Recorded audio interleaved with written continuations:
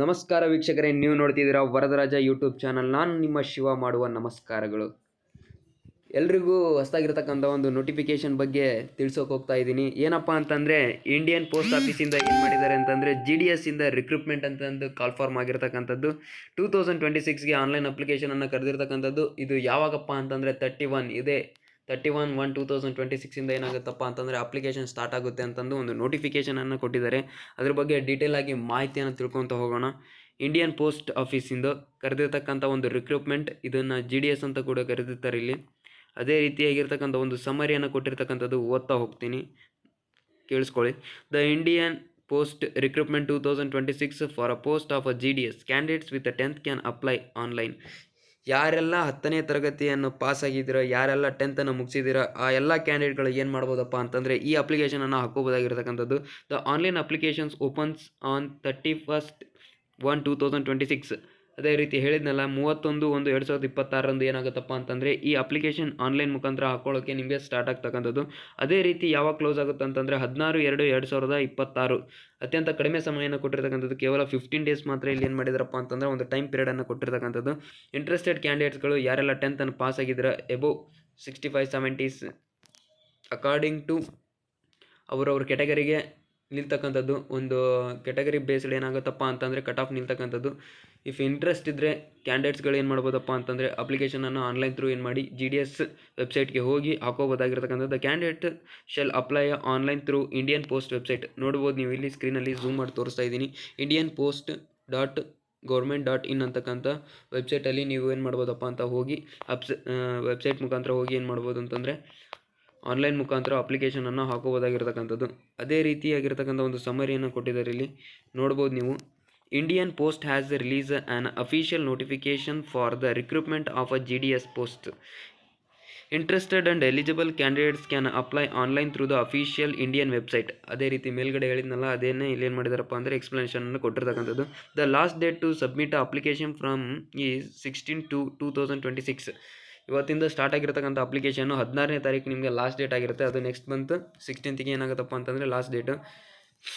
ನೋಡಿ, ಇಂಟ್ರೆಸ್ಟೆಡ್ ಕ್ಯಾಂಡಿಡೇಟ್ಗಳು ಅಪ್ಲೈಯನ್ನು ಮಾಡ್ತಕ್ಕಂಥದ್ದು. ಅದೇ ರೀತಿಯಾಗಿರ್ತಕ್ಕಂಥ ಒಂದು ಬುಲೆಟಿನ್ ಅಂತ ಶಾರ್ಟಾಗಿ ಕೊಟ್ಟಿರ್ತಕ್ಕಂಥ ಇನ್ಫಾರ್ಮೇಷನ್ ನೋಡೋಣ. ಸಮರಿ ಅಷ್ಟೊಂದು ಯೂಸ್ ಆಗಲ್ಲ, ವಿಡಿಯೋ ಲೆಂತಿ ಆಗುತ್ತೆ, ಸುಮ್ಮನೆ ಟೈಮನ್ನು ವೇಸ್ಟ್ ಮಾಡೋದು ಕೂಡ.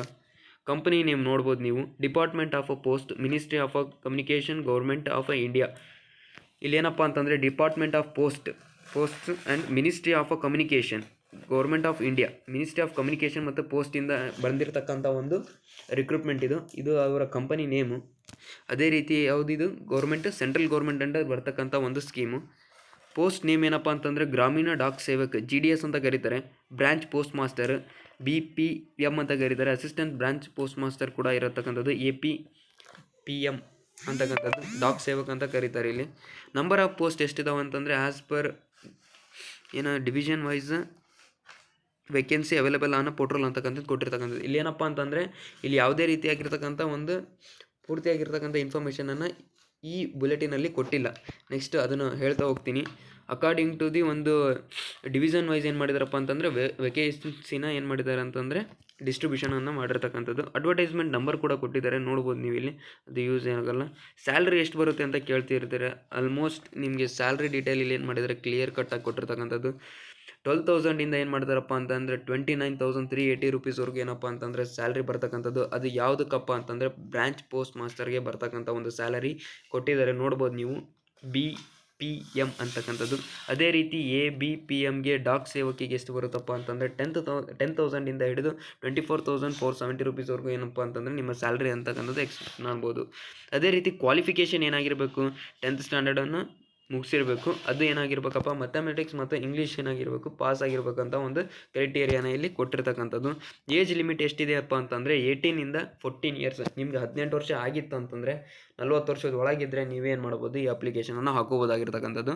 ಅದೇ ರೀತಿ ಅಪ್ಲಿಕೇಶನ್ ಯಾವಾಗ ಸ್ಟಾರ್ಟ್ ಆಗುತ್ತೆ, 31/1/2026ಗೆ ಅಪ್ಲಿಕೇಶನ್ ಸ್ಟಾರ್ಟ್ ಆಗಿರ್ತಕ್ಕಂಥದ್ದು. Last date 16/2/2026 last date. ನಿಮಗೆ ಅಫಿಷಿಯಲ್ ವೆಬ್ಸೈಟ್ ಇಲ್ಲಿ ಕಾಣ್ತಾ ಇದೆ, https://indianpostofficepost.government.in GDS SONLIN ಅಂತಕ್ಕಂಥ ಒಂದು ವೆಬ್ಸೈಟ್ ಇದೆ. ನೋಡಿ, ಇಲ್ಲಿ ಝೂಮ್ ಮಾಡಿ ತೋರಿಸ್ತಾ ಇದ್ದೀನಿ. ಈ ವೆಬ್ಸೈಟ್ ಮುಖಾಂತರ ಹೋಗಿ ನೀವೇನು ಮಾಡ್ಬೋದಪ್ಪ ಅಂದರೆ ಆನ್ಲೈನ್ ಅಪ್ಲಿಕೇಶನನ್ನು ಹಾಕೋಬೋದಾಗಿರ್ತಕ್ಕಂಥದ್ದು. ನೆಕ್ಸ್ಟ್ ಏನಪ್ಪ ಅಂತಂದರೆ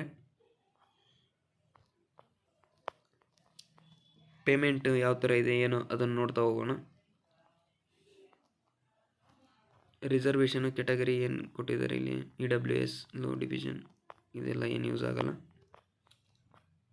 education qualification secondary school examination already ಹೇಳಿದ್ದೀನಿ ನಿಮಗೆ. ಸ್ಯಾಲ್ರಿ ಸ್ಟೇಟ್ಮೆಂಟ್ ಬಗ್ಗೆ ಕೊಟ್ಟಿದ್ದಾರೆ,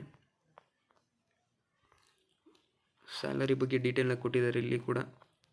ಅಪ್ಲಿಕೇಶನ್ ಫೀಸ್ ನೋಡ್ತಾ ಇದ್ದೀನಿ, ಒಂದು ನಿಮಿಷ. ಏಜ್ ಲಿಮಿಟ್ ಅದೇ ರಿಪೀಟಲ್ಲಿ ಕೊಟ್ಟಿರ್ತಕ್ಕಂಥದ್ದು. SC/ST ಅವರಿಗೆ ಏಜ್ ರಿಲ್ಯಾಕ್ಸೇಷನ್ ಕೂಡ ಕೊಟ್ಟಿರ್ತಾರೆ, ನೋಡ್ಬೋದು ನೀವು. 5 years ಏಜ್ ರಿಲ್ಯಾಕ್ಸೇಷನ್ ಕೊಟ್ಟಿದ್ದಾರೆ.